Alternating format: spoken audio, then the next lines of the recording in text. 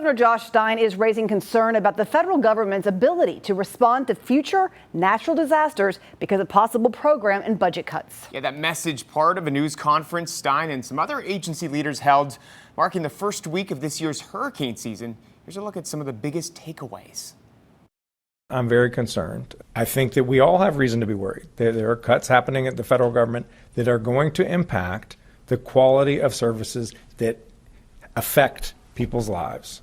One of the most crucial, FEMA, an agency at risk of being altered or altogether abolished under the Trump administration. We need the expertise that exists in FEMA to be there to serve this country. And that's a message that I've been trying to convey to the federal government and the administration as they are determining what kind of future they want for FEMA. A future for FEMA that he feels will force state and local government to make up for. And if they do, it won't be cheap.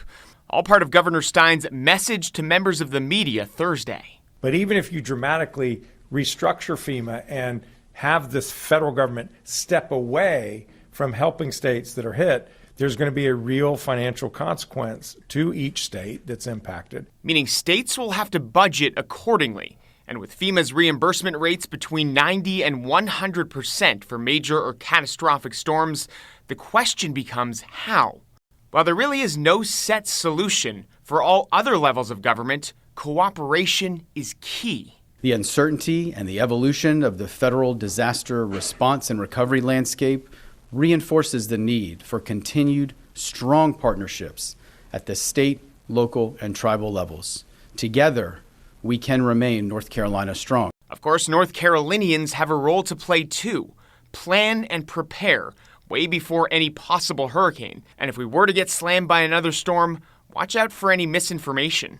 There continues to be a tremendous amount of incorrect information on social media surrounding disasters.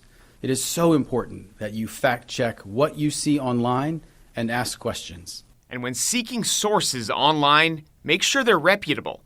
If you can, double check with a second source.